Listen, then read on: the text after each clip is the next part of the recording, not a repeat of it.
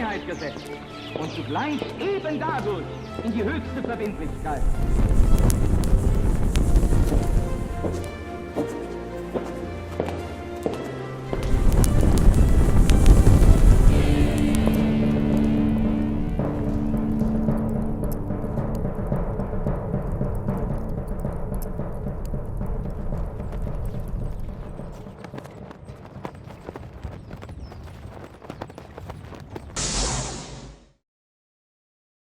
Buenas tardes, bienvenidos a esta propuesta que se titula La Brújula, estas charlas de café, estas tertulias que venimos compartiendo ya desde el año 2014, pero ahora estrenando estudio, gracias a la gente de Conclusión TV. Esto es La Brújula y no podría ser sino La Brújula estando en compañía de un gran amigo, Pablo Dávoli, a quien presento. ¿Cómo estás, Pablo? Buenas tardes, Lucas. Qué lindo es volver, ¿eh? Así es. Y buenas tardes a todos. Y muchas gracias, por supuesto, como bien decías, a la gente de Conclusión TV, que generosamente nos ha cedido este espacio para seguir con nuestras emisiones, que empezamos allá en las épocas de Tele1 en el año 2014. Año 2014, así es. Bueno, y retomando estas charlas que hemos decidido mencionar como La Brújula, uno de los temas recurrentes que se nos ha incluso pedido profundizar, yo no sé si te acordás, creo que allá por el año 2014-2015, cuando arrancamos, dedicamos un programa titulado Licencia para matar la hispanidad, ¿no? La hispanidad católica. De hecho, recordamos a la gente que este programa se consagra a la Virgen de Schoenstatt, así ¿no? es. Un programa en el que discurrimos por ciertos cauces de cómo nace un poco la leyenda negra española y cómo es que se fragua un poco en el mismo momento en que los organismos de inteligencia británico empiezan a fogonear la leyenda negra española con respecto de la conquista, con respecto de la Inquisición. Por supuesto que contra la leyenda negra no hay que anteponer la leyenda rosa. Seguramente que la historia es muy compleja, está llena de episodios, algunos más alegres, otros más tristes, pero hay que decirlo, sin ambajes, sin galimatías, la leyenda negra ha tenido un fuerte impulso por parte de la corona británica a partir de lo que fue el siglo XVI, ¿no? Y fue una respuesta al siglo de oro español, ¿no? Cómo la hispanidad amplió ese bagaje de cultura, de literatura, con el Cervantes que peleó en Lepanto en 1571 y después llegó al Everest de la literatura española con el ingenioso hidalgo Don Quijote de la Mancha, de Francisco de Quevedo. Y una figura que no podemos dejar de mencionar y que nos han pedido que le dediquemos un par de minutos, es al emblemático consejero de Isabel I de Inglaterra, John Dee, ¿no? Por su hermetismo, porque es una figura que ha tenido distintas aristas, es una figura que genera fascinación, pero al mismo tiempo es una figura poco conocida, o lo que se conoce ha estado viciado, ¿no?, de distintas inclinaciones a favor y en contra, ¿no? Sí, es un personaje, digamos, enigmático, y por eso ha dado lugar a todo tipo de rumores, efectivamente, y de especulaciones. Pero bien decías vos, nosotros hemos abordado su figura de manera tangencial en algún otro programa, en alguna otra edición de La Brújula, pero siempre analizando qué se nos hizo a nosotros, en tanto hispanoamericanos, en tanto miembros del mundo hispánico. Exactamente. Pero sería bueno tratar de posicionarse en el personaje o en el entorno del personaje y ver la Inglaterra de esa época, porque es una Inglaterra que cambia. Esa es la tesis que me gustaría dejar planteada, más allá del personaje, y de hecho hace al personaje, que es un escenario cambiante. O sea, la Inglaterra, y este es un primer punto a dejar ya marcado, ¿no? La Inglaterra del siglo XVI es una Inglaterra que cambia definitivamente su rostro, porque cambia definitivamente, o por lo menos lo ha hecho hasta ahora, su clase dirigente. Y el hasta ahora no es casual, porque este no es solamente un programa de historia, es un programa que tiene que ver con lo que nos pasa todavía al día de hoy. Y eso lo vamos a poner de manifiesto.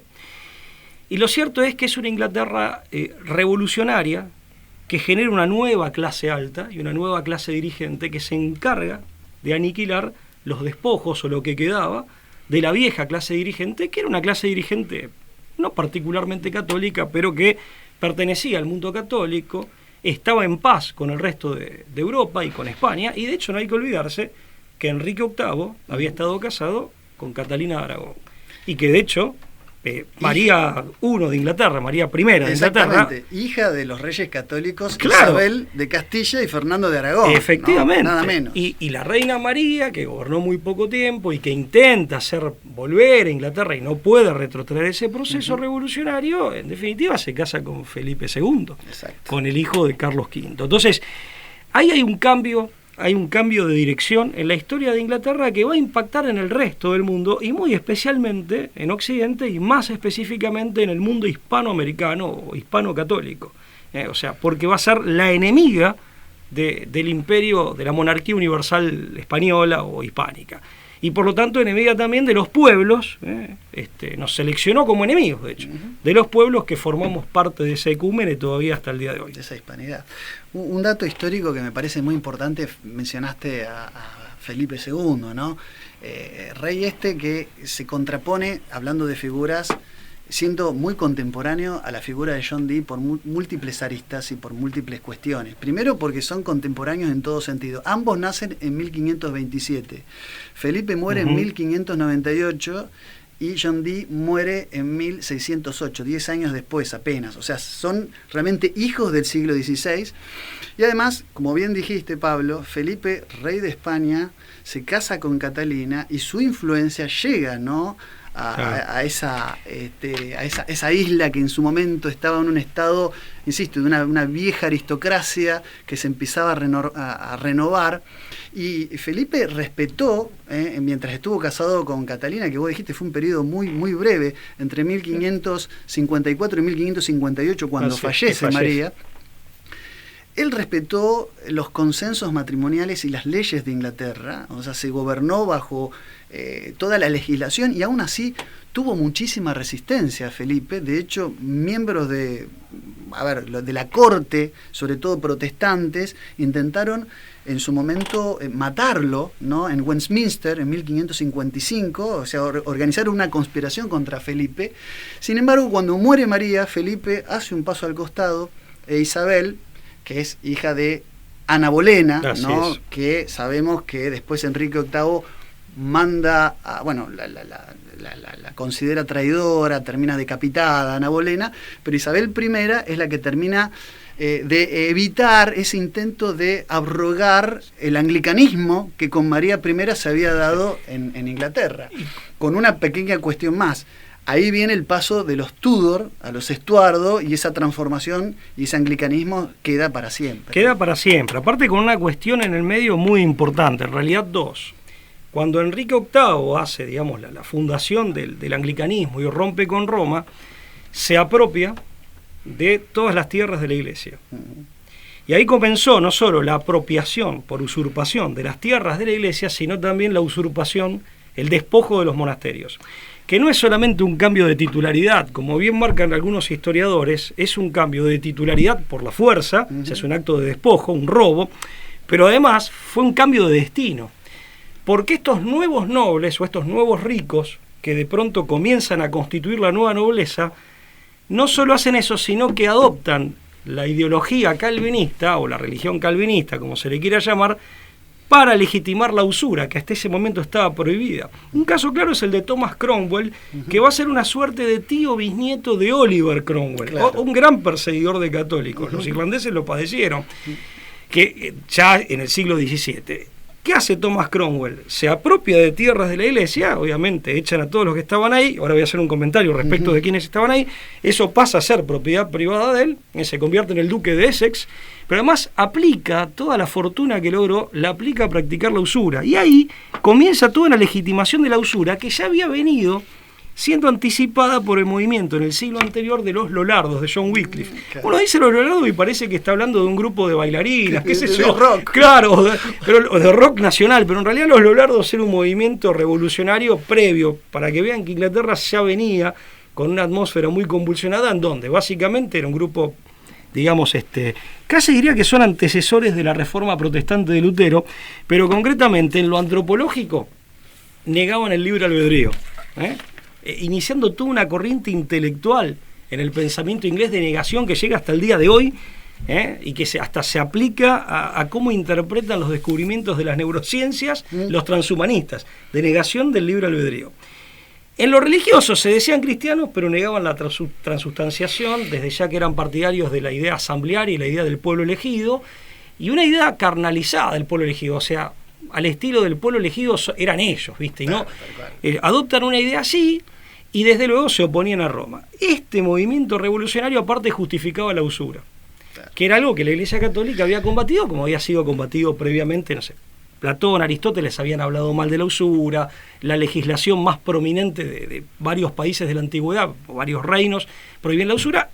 Ellos en realidad lo que hacen es la habilitación de la usura, con lo cual lo que se genera es una clase alta nueva, profundamente anticatólica, en el fondo anticristiana, que practica esotéricamente el ocultismo, y ahí vamos a ir a John Dee, pero que además cimenta todo su poder y su fortuna sobre la base del despojo de inmobiliario, del despojo de riquezas y al mismo tiempo sobre la base de la usura. O sea, cualquier parecido con el mundo de hoy no es mera coincidencia, en realidad uno puede establecer una genealogía.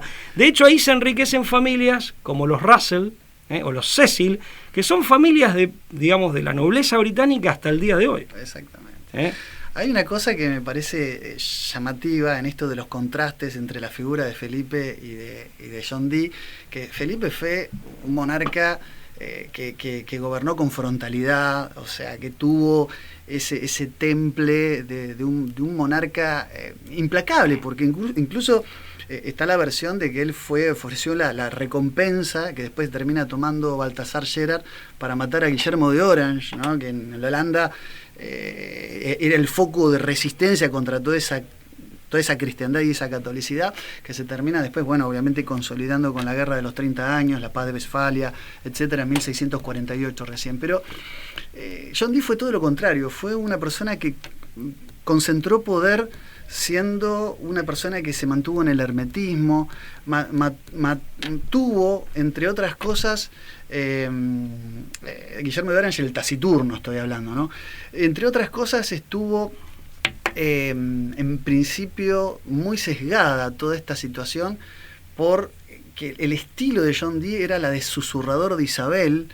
Fue, entre otras cosas, alguien que mantenía ese hermetismo en las cartas y las correspondencias que escribía.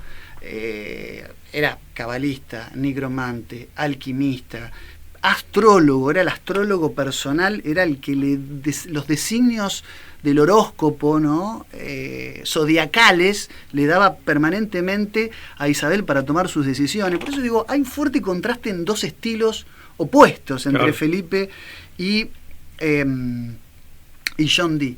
Pero una cosa que es importante y clave de John Dee es que es realmente el verdadero impulsor de los servicios de inteligencia. Entendido los servicios de inteligencia no como los entendemos hoy, digamos como el espionaje, superagentes, aunque hay toda una relación de conexión, porque hay un libro muy interesante que se lo recomiendo a la gente, que es un libro de Philippe Gardiner que se llama The Bond Code, el código Bond, donde explica que Ian Fleming, cuando crea el personaje de James Bond, se inspira no solamente en John Dee, sino que toda la obra de John, digamos, todos sus escritos sobre James Bond, que después se convierten en la saga de cine que todos conocemos, interpretada por grandes actores, ¿no? de la pantalla gigante, desde Sean Connery, Roger Moore. Pierce Brosnan, ¿no? Y Daniel Craig. O sea, el James Bond que todos conocemos es un tributo a ese hermetismo plagado de símbolos. Incluso 007 tenía que ver, dice este libro, muy interesante, con la firma críptica que hacía John Dee en las correspondencias secretas que mandaba, que se intercambiaba con la corona. De hecho, hay el famoso dibujito que una vez lo hicimos, pero lo quiero recordar. Acá me traigo, mira, con un fibrón. Bien. 007, cuando John Dee se escribía las correspondencias con otros intelectuales, firmaba con una especie de dibujo que representaban unas gafas, digamos. Voy a hacer el dibujito, no soy muy bueno. Representaban unas gafas, a ver si me lo toma la cámara. Digamos que básicamente hay que entender que los anteojos de la época no eran como estos que tenés vos con las patillas, sino que empezaron siendo lupas que se convirtieron en cristales con Que aumento, que que se se convirtieron en monóculos primero, y después en estos lentes que tenían una manivela, Claro. que se acercaban solamente a los fines de leer y se volvían a apoyar en el escritorio. Tenían como una especie de, como si fuera una antifaz de una fiesta, ¿no? Sí, sí. Veneciana, no sé. Lo que digo es que esa firma, que era este dibujito, es lo que inspiró a Ian Fleming a ponerle 007 como nombre en clave a este superagente, que además se llama James Bond o Jason Bourne. Todos los agentes secretos se llaman JB, como Joaquín Amboas, que son los nombres, también las siglas de los nombres que tenían las columnas del pórtico de entrada del templo del rey Salomón, donde también estaban todos los hermetismos que estos eruditos, que eran hombres de la más alta ciencia, también tenían fascinación. O sea, incluso Francis Bacon, se dice que Sir Isaac Newton pertenecía a una logia rosacruciana y escribió un montón de obras sobre el templo de Salomón y el hermetismo. Es decir, todos conocemos al Isaac Newton. Sí, como físico. Sí, o del Principia Matemática. Claro. Pero John Maynard Keynes, el economista inglés, llegó a llamar a Newton el último mago, por esta lista desconocida. Que es una idea renacentista. Muy del Renacimiento. Hay un ¿verdad? autor inglés del siglo XVIII, creo que John Aubrey, un historiador, se escribe Aubrey, que decía, hablando de la época de John Dee, en esa época oscura, él lo reconoce en plena etapa de la Ilustración inglesa, ¿no? Dice, en esa época oscura, ser matemático, mago de conjuros, que es brujo. Mago de conjuros es brujo, concretamente, ¿no? O sea, no es cualquier mago. Sí. Ni tampoco es un hombre de trucos, sino un mago de conjuros. Y ser astrólogo era exactamente lo mismo. Y era la idea renacentista de manejar una filosofía oculta que el mismo John Dee había conseguido a través de Agripa, que a su vez había sido discípulo de Johannes Reuchlin, que se escribe Reuchlin, se lo pronunciaría así en castellano, que ellos decían, ¿por qué es superior la magia y en particular la gnosis cabalística por sobre la escolástica católica? Porque en la escolástica católica la razón está al servicio del descubrimiento de la verdad, la contemplación de la verdad, que es la idea de teoría de los griegos. La teoría es contemplación para los griegos, ¿no? En tanto dice, fíjate vos que se anticipa, nosotros hablamos como una novedad en el siglo XX, ¿no? La razón instrumental, la razón al servicio del poder, Horkheimer, dice, en realidad decía, en rigor de verdad, esto ya lo decía Reuchlin y lo mama John Dee, decía, es superior la gnosis cabalística y este tipo de magia porque te da una suerte de tecnología del poder, es decir, te da una suerte de conocimiento que no tiene que ver con la develación ni mucho menos con el disfrute de la verdad, sino que tiene que ver con la acumulación del oro y del poder. O sea, tiene un efecto práctico. Ahí aparece la famosa razón instrumental de la que se va a hablar en el siglo XX en relación a la modernidad, que la escuela de Frankfurt, lo hemos dicho en otros programas, está bien, no la pone al servicio del poder, pero la pone al servicio del eros. No importa, es otro tema. Pero además aparece claramente esta idea que en un autor argentino de origen francés, Gaudin de Roussel, aparece claramente, y este es un tema de nuestra época, la idea del saber. Gaudin de Roussel lo llama como saber tenebroso, que es un saber puramente técnico, en el sentido de Tecné, de Aristóteles, es un saber puramente técnico que está siempre al servicio, va a decir Gaudin de Roussel en el siglo XX, de un proyecto totalitario, que es lo que podríamos dedicar varios programas a esto, lo que se ve hoy en día. O sea, el hombre de hoy, en definitiva, y aparte un saber de élite, siempre es un saber de élite.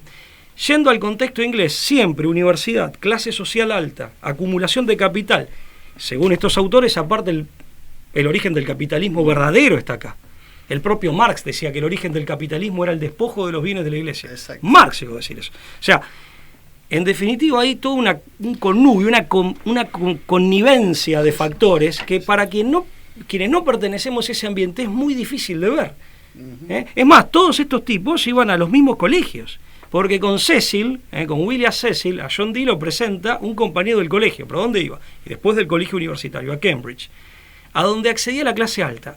Y un dato que me quedó por decir, cuando estas personas se apropian de esas tierras, expulsan a todo el campesinado. Exacto.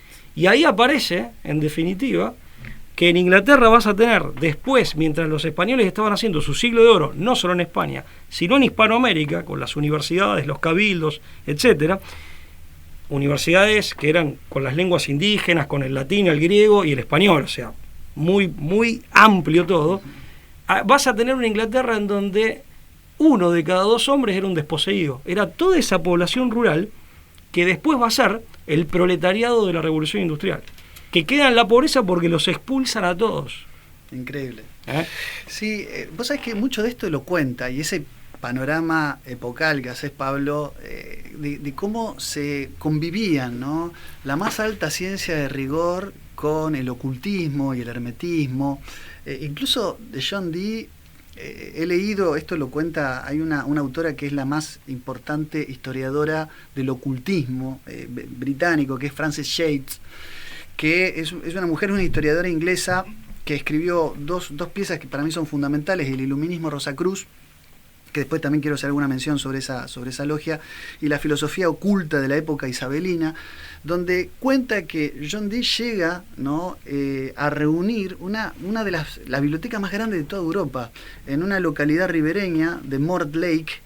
Llega a reunir la biblioteca esotérica y de ciencias de rigor, insisto, física, matemática, más importante de toda Europa.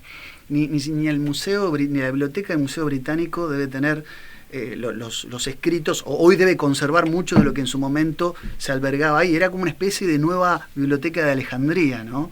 Solo que esta no se quemó, no sabemos bien, había de distintos niveles de hermetismo. Pero una cosa muy importante que dice Yates acerca de la figura de John Dee. John Dee tenía ese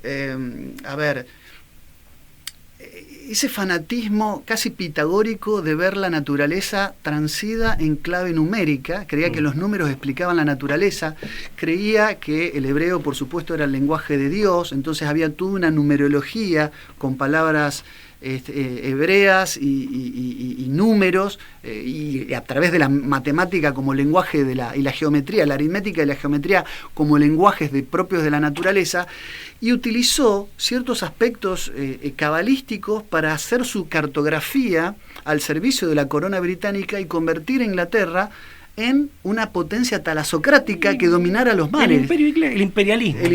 Mal inglés. Llamado imperialismo. No olvidemos inglés. Que el siglo XVI y XVII es el siglo de la piratería. Empieza con Isabel. Empieza con Isabel. Es decir, y con plata de Cecil. Se aprobaba el contrabando en el dominio de los mares. Sí. Los holandeses y los ingleses se caracterizan por parasitar la extracción de metales preciosos del Nuevo Mundo, y los más afamados piratas ingleses empiezan todos a surgir a partir de esa época. Terminan todos convertidos en nobles, pero acá ese es el mismo proceso con los piratas financiados por usureros. Pero imagínate qué cloaca de la que estamos hablando, si hablamos de usureros y despojadores de bienes aplicados a la religión, que los tipos se lo apropian, los roban, los aplican a la usura y después con eso financian piratería. ¿Qué clase de nobleza puede ser esa? Por eso también tienen una pompa que hasta lo ves en la nobleza británica hoy en día, y seguramente hay excepciones, por supuesto, pero hasta estéticamente es desagradable, ¿no? Sí. O sea, pero hay una depreciación, ¿no?, de lo que fue. Pero una nobleza que no tiene nada de noble, aparte. Porque si Inglaterra, si Inglaterra es la Inglaterra de Tolkien, si la Inglaterra es la de la saga artúrica, sí, si la Inglaterra es la Inglaterra de Shakespeare o de Chesterton, yo me confieso anglófilo, digamos. Pero esta es otra. Es que es una Inglaterra que reemplazó a la otra. Hay una autora, Bárbara Tunchham, que dice concretamente: algo pasó en el siglo XVI, Inglaterra cambió. Y lidera, dice, una suerte de movimiento político internacional destinado a destruir lo que quedaba del antiguo orden, que había sido el orden medieval. La pérfida, o sea, la pone... La pérfida del bidón.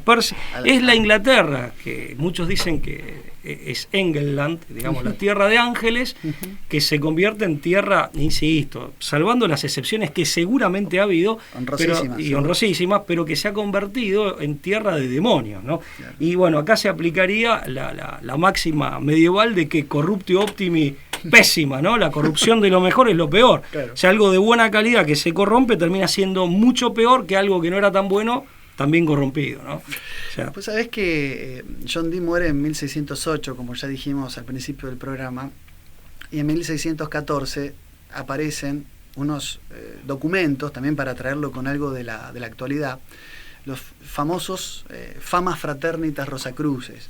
Una especie de manifiesto que vendría a ser como la carta orgánica de una organización, secreta por momentos, discreta por otros, que fue integrada por grandes miembros de la nobleza británica y de la erudición, ¿no?, de las grandes universidades británicas, inglesas más particularmente.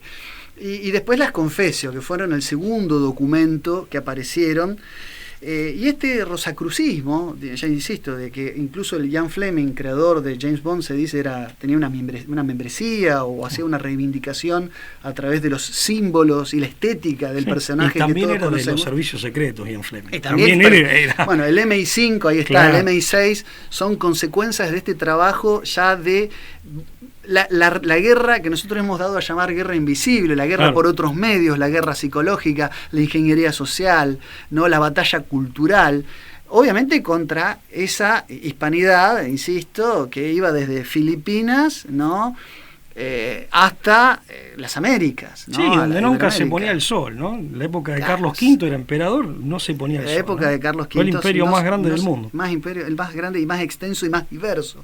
Porque mientras nosotros tuvimos acá un imperio español que formaba, insisto, sin caer en la leyenda rosa, que formaba virreinatos, en el norte se montaban colonias. Claro. Por eso está tan mal cuando yo escucho a alguien que dice, no, cuando éramos colonia nunca la fuimos colonia española. No, fuimos colonialismo virreinato. Español. Fuimos virreinato. Nunca existió. Claro. O sea, el virrey era representante del rey. Y bueno, nosotros somos Argentina, Argentum, somos un desprendimiento. El Río de la Plata es el virreinato del Río de la Plata, que es a su vez un desprendimiento del virreinato del Perú. O sea, fuimos alguna vez, éramos, también, como dice nuestro amigo Patricio Lons, no éramos de España, éramos España. Claro, en todo caso éramos otro tipo de españoles, pero éramos España. Seguramente. Sí, pero además, como bien decís vos, distintos grupos étnicos, los más diversos, que lograron amalgamarse y en muchos casos fusionarse, dando lugar a pueblos nuevos. Entonces, a identidades nuevas. Eso solamente se logró en esa matriz que, como bien decís, no tiene por qué, no es necesario tampoco hacer una leyenda rosa y sería faltar la verdad, pero ciertamente está muy lejana de esa leyenda negra. Ahora, respecto de John Dee, que vos decías del tema del ocultismo y demás, él cuando va a asumir después Isabel... Voy a leer un fragmentito que traje. ¿De la autora? No, de un autor que se llama Joel Levy. Sí, lo conozco. Pero... es un libro súper interesante. Sí, tiene algún dato interesante. Después te quería leer un pequeño parrafito para conectar todo esto que venimos hablando. Pero no te quiero interrumpir. No, simplemente que él escoge, también, digamos, hace una suerte de cálculo astrológico para escoger la fecha de asunción de Isabel I, digo bien, uh-huh. Y respecto de su media hermana, él se sabía y se denunciaba en aquella época de que él, cuando, digamos, María I gobernaba, uh-huh. que él hacía, digamos, le llegaba a la reina que hacía todo el tiempo trabajos de brujería, uh-huh. con tal de conspirar contra ella, entre muchas otras cosas. En realidad, John Dee, ¿cómo salta a la luz pública? Él trabajaba con el obispo Edmund Bourne, que era obispo de Londres. Cuando asume María I, ella empieza, la verdad que Felipe II, según algunos autores, está bien, no podía estar en todos lados el hombre, pero no estuvo tan presente, de hecho estuvo poco tiempo en Inglaterra. Estaba mucho más tiempo en Holanda, lo que sería, digamos, la zona de Flandes, digamos, o si no en España. Pero en Inglaterra estuvo poco tiempo, no la apoyó mucho, ella puede hacer poco. Cuando empieza a hacer esa suerte de reconstitución del catolicismo, nunca llega a recuperar las tierras que el Papa Julio III reclamaba y demás, pero sí por lo menos vuelve a amigar a Inglaterra con el Vaticano. Más allá de eso, el problema eran los católicos ingleses, que eran un montón y habían quedado como siendo ciudadanos de segunda, y después les fue mucho peor. Eran mirados casi como traidores a Inglaterra. Pero eso vendría después. Lo cierto es que ella se apoya mucho en el obispo de Londres, que era Edmund Bourne, y cuando se descubre una conspiración, el que cae, la citan a la corte, a Isabel, a la que va a ser Isabel I, y el que cae es John Dee, que era colaborador del obispo, con lo cual era una suerte de infiltrado. Ajá. Que ya estaba trabajando adentro. En el obispado inglés. En el obispado de Londres, así es. Qué increíble. No, yo para... contarte, acá tengo un librito muy interesante, bueno, ahí lo tenemos a don John Dee, un fragmento, dice: los manifiestos Rosacruces, que es esta especie de conglomerar a miembros de la erudición británica a través de cierto hermetismo, con fines políticos, ¿no? Tratar de generar cambios culturales a través de los intelectuales. Esa ha sido la función histórica o la pretendida función de los intelectuales, que es generar un cambio de percepción también en las sociedades, ¿no? De hecho, se le adjudica a John Dee haberse anticipado a Marx, esto de que la filosofía no tenía que limitarse a interpretar al mundo, sino de transformarlo. Fue precursor de esa idiosincrasia de Carlos Marx que nos enseñan en las universidades. Dice: los manifiestos Rosacruces también reflejaban el trabajo de varios eruditos herméticos importantes de los siglos anteriores, particularmente del sabio inglés Dr. John Dee. Dee había formado una inmensa biblioteca y había viajado por toda Europa para entrar en contacto con otros eruditos. A pesar de que se le conoce en primer lugar como astrólogo, un servicio que desempeñó para la reina Isabel, también dominaba ampliamente otras prácticas como la geometría, la alquimia, la cábala, la magia. Utilizaba una bola de cristal para hablar con los ángeles, fíjate vos, y viajó a Bohemia para advertir al santo emperador romano que corrigiera su comportamiento. Sus escritos e investigaciones abarcaron muchos campos, desde las matemáticas y la lógica, la geografía y la reforma calendaria, o sea, fue un reformador del calendario, y creía en el poder, bien digo, del hermetismo como inicio de un nuevo mundo.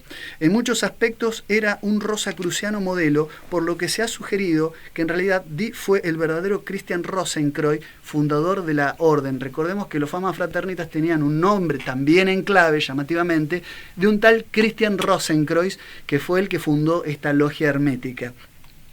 Hay que decir, ahí termino la cita para no apabullarlos con datos y cuestiones, fragmentos biográficos de John Dee. Hay que decir que misteriosamente, cuando aparecieron, programa del que hemos hablado también, probablemente ahora acá en Confesión TV, Conclusión TV, perdón, tengamos nuevos públicos, pero bueno, ya hemos hablado también en las piedras guías de Georgia, de la que también hemos hablado en reiteradas oportunidades. Apareció una misteriosa firma de un tal Rosenkreuz, en realidad Christian R., que remite a esta figura. Por supuesto que son reivindicaciones pero hoy están en vigencia, son piedras, es un cromlech, ¿no?, en Georgia, que además anuncia, entre otras cosas, un deseado o un deseable invierno demográfico. No, habla de reducir la población mundial a solo 500 millones de personas. Bueno, y todos firmado por Christian Rosenkreuz. Todos sabemos el compromiso de las actuales élites, cuya matriz histórica o su genealogía más lejana está acá. O sea, hay una relación genealógica, filosófica y espiritual, si cabe la palabra.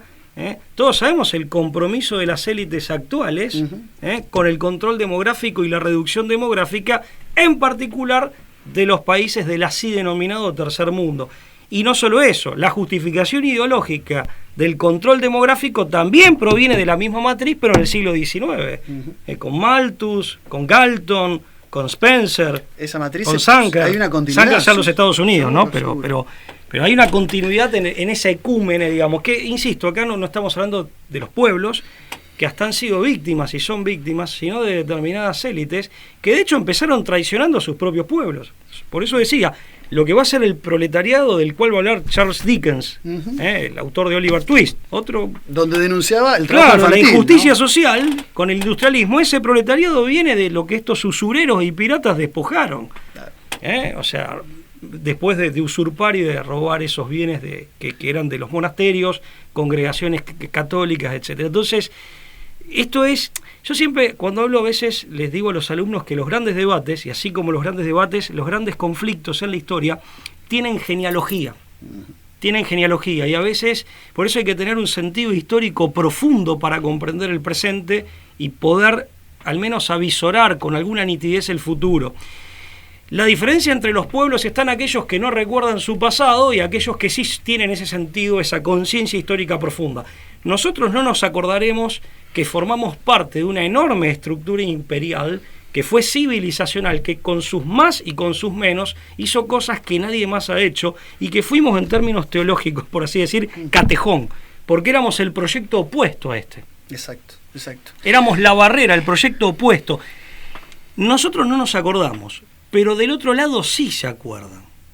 Por la misma razón que el regimiento que fue rechazado en Buenos Aires en 1806, hoy todavía desfila sin bandera porque saben que la bandera está acá.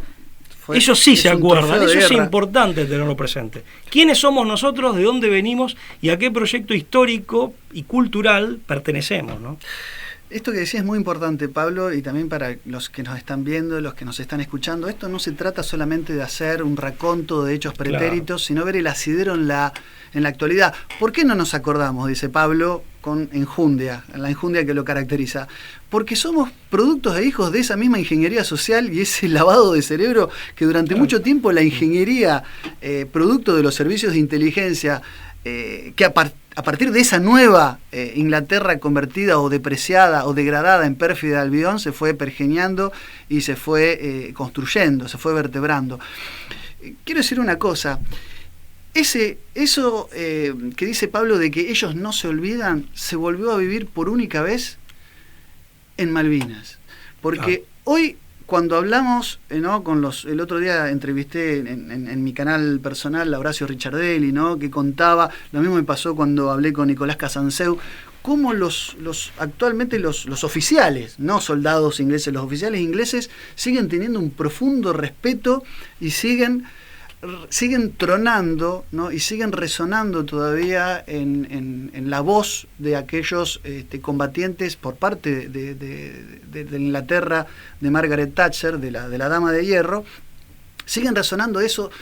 Nosotros 2 semanas más no hubiéramos aguantado en el suelo insular malvinense, por la embestida que habían sufrido en determinado momento de la guerra.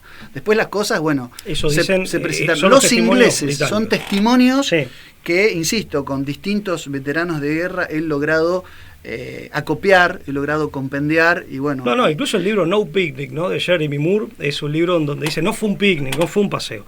Y aparte, a ver, después de la Segunda Guerra Mundial, lo cierto es que incluso del combate cuerpo a cuerpo, que es donde se ve más el coraje y cuán convencida está la persona que va a pelear, en el combate cuerpo a cuerpo, pero más allá del combate cuerpo a cuerpo y donde entra a tallar el coraje, pero también mucho más lo técnico, pese a que no estábamos en la mejor posición, no hay que olvidarse, y el elemento coraje también está, por supuesto, no hay que olvidarse que fuimos, después de la Segunda Guerra Mundial, el país que más bajas navales les produjo a la Marina de Guerra, ¿no? Simplemente entonces, como para ir redondeando, digamos... Sí, es interesante la temática, pero déjame agregar algo ahí, por en ese punto... Digo, esto de que ellos no se olvidan, ¿no? Que parece 1806, 1807... Y digo, en Malvinas ese espíritu y la vuelta de obligado, después en la época de Rosas.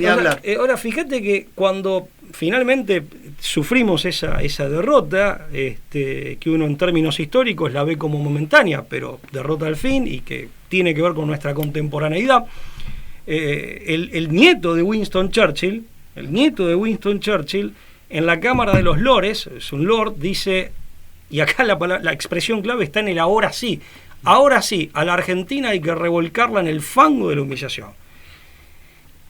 Lo de revolcarnos en el fango de la humillación que este hombre postulaba para nosotros, bueno, cada uno analizará si esto tiene algo que ver o no con lo que ha pasado con nuestro país desde aquella época hasta acá, más allá de que antes había problemas también, por cierto.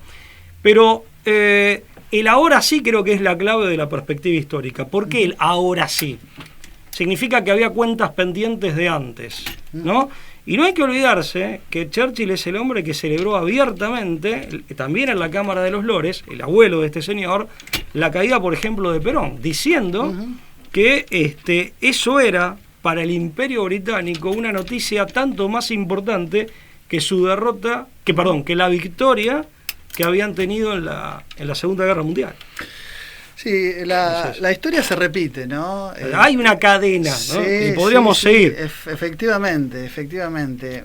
Yo creo que la historia se repite, más allá de si se repite como parodia o se repite como desgracia. La historia se repite y siempre ha quedado, ¿no? Ese enfrentamiento casi, podríamos decir hoy, metafísico entre el Imperio Español, su legado y el imperialismo inglés. Siguen esas fuerzas chocando permanentemente. Una cosa que yo no dije y quiero mencionar solamente es que hay una línea de investigación sobre la figura de John Dee, la menciona al pasar solamente para decir que no la desconocemos, que es la pertenencia de John Dee a la logia Einherjar. Solamente encontré 2 o 3 pasajes en apenas 1 o 2 autores, pero no encontré evidencia que lo vincule también con la logia Einherjar, que tendría planes absolutamente distintos al rosacrucismo, que fue un poco el rosacrucismo el vehículo, ¿no?, para hacer esa transformación, ese paso de la masonería operativa a la especulativa, etcétera, etcétera, ¿no? Que sabemos que a partir de 1717 Inglaterra también se convierte, ¿no?, en redil, en nodo de esta tan trascendente, reformadora de la historia como es la masonería especulativa. Ahora, lo que vos decís, Pablo, es cierto. Nosotros lo que tenemos que hacer es simplemente evitar el olvido a través de un estudio y una comprensión profunda de la historia, de una revisión a conciencia de los acontecimientos históricos, y esto que le decís vos a tus alumnos, bueno, es materia obligada para cualquiera que ejerce la docencia, con espíritu crítico. Porque, a ver, yo hay gente que en cuanto a leyendas negras, más allá de que podemos hacer la genealogía, como vos bien decís, de las leyendas negras, dónde nacen, cuándo tienen asidero, dónde empieza la leyenda negra, con los servicios de inteligencia, con John Dee, fue una cosa espontánea, no fue algo mecánico u orquestado, pergeniado, digamos, más allá de esas múltiples interpretaciones, aunque podemos dar argumentos y pruebas de que sí hubo una planificación, con aciertos y desaciertos, con luces y sombras, lo que no podemos, me parece, bajo ningún punto de vista negar es que tal leyenda negra existe. Eduardo Galeano ha abjurado de sus venas abiertas y hay gente que sigue repitiendo, ¿no?, que acá lo que se montó en las Américas, o por lo menos en la Hispanoamérica, fue un verdadero genocidio, incluso con una alta dosis de sadismo sobre los aborígenes, sobre los nativos, yo prefiero decirle. Entonces, en ese punto concreto, lo que primero tenemos que hacer es dar lugar a que tal leyenda negra existe, porque incluso muchos de los que han sido instrumentos, cito el caso de Eduardo Galeano solamente por dar un ejemplo, incluso lo han reconocido y han abjurado. Él dijo estas palabras, más palabras menos, a escribir ese libro. Si yo tuviera oportunidad de volver a hacerlo, este libro no lo hubiera escrito, ¿no? Totalmente, y aparte, a ver, desde ya por eso es muy importante rescatar la buena fe, la honestidad intelectual, más allá de si uno considera que hay de pronto alguna afirmación errada o alguna tesis que no sería cierta, que aparte, como todo, uno también se tiene que someter al debate y a la crítica, eso está clarísimo, También hay muchos autores que provienen de esta matriz o que pertenecen a este ámbito, que son ingleses, ¿no? O que pertenecen al ámbito anglosajón. Yo antes citaba a Barbara Tuchman, pero hay muchísimos otros, Mannix, hay muchísimos otros que hacen una suerte de revisionismo y advierten este caldero del diablo, lo advierten como un tumor enquistado en sus propios países, pero uno de los primeros en advertirlo fue Shakespeare. O sea, tampoco es algo novedoso. O sea, y es un hombre que tiene, si vos lo lees, y era inglés, pero tiene mucho más que ver de pronto con las tradiciones con las que uno se puede sentir identificado con lo que representó esta nueva clase alta.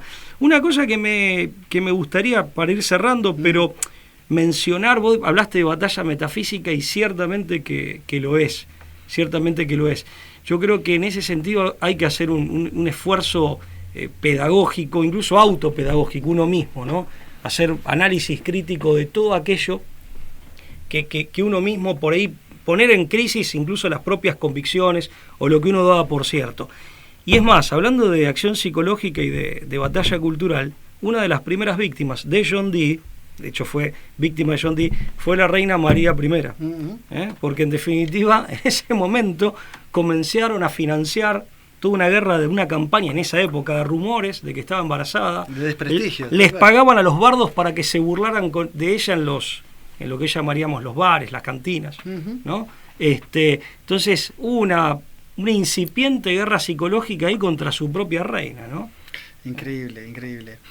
Sí, yo, Pablo, también vamos a ir cerrando, creo que no se agota el tema. Hay mucho más para mencionar. Hay muchísimo más para mencionar, hay muchísimo más para saborear de todos estos temas, Pero me quedo con esto. Creo que nosotros estamos en un momento clave de la historia donde esos hechos, en apariencia pretéritos, en apariencia que han quedado lejos en el pasado, tienen un impacto y un asidero en el presente realmente muy grande. Si vos me preguntás, yo no creo que sea coincidencia que hoy, qué sé yo, todos estos intentos de balcanización, incluso de nuestro territorio, todo este fogoneo, que yo no creo muy espontáneo, lo que es el fenómeno de la Mapuche International League con sede en Bristol, en Bristol, en la calle 6 de la Logia, etcétera. Yo no creo que sean coincidencias, yo creo que son rebotes o remanentes de toda una ingeniería y de una lucha en contra de esa unidad espiritual que se había ganado a través de las de las Españas, de la gran comunidad española. Y está claro que el modelo... Hoy somos 450 millones de hispanohablantes en todo el mundo que que estamos siendo fragmentados por múltiples flancos, digamos, o sea, por todos lados nos están tratando. Ese centrismo sigue estando, a eso es lo que voy. No creo que sea una cosa del pasado, No, totalmente. Y de hecho, este modelo que es el que finalmente fracasa y que va a dar batalla antes de salirse o de pasar a la papelera de reciclaje de la historia, pero que es un modelo que no cierra, porque es un modelo en el cual el 0,0001% tiene más que todo el resto de la humanidad. No es el 1%, es el 0,0001%. Eso David Rothkopf lo plantea bien en el libro Superclase del año 2008, tipo que fue secretario de Comercio de Clinton, funcionario del Banco Mundial. Este modelo al que le sobra gente. La porque Universidad de Zurich. Hay un montón de estudios, sí, que no François Morán con la hidra mundial, lo hemos tratado ese tema también. Es un modelo que no les cierra y digamos, y bueno, ellos empecinados en lo que ven, entienden que el problema es la gente y no es el modelo que ellos han logrado imponer a nivel mundial, y que no cierra tampoco existencialmente, no en vano. Donde han hecho pie estas ideas o las ideas que esta gente ha difundido son modelos de sociedades tristes, donde el vacío existencial es muy profundo. Hemos desembocado en esta posmodernidad en donde el sentido de la vida ha sido diluido, y esto no es precisamente por el triunfo de nuestras tradiciones, es porque se nos han impuesto o nosotros tontamente hemos comprado la mal llamada tradición de este sector, que es el hegemónico, sin ningún lugar a dudas.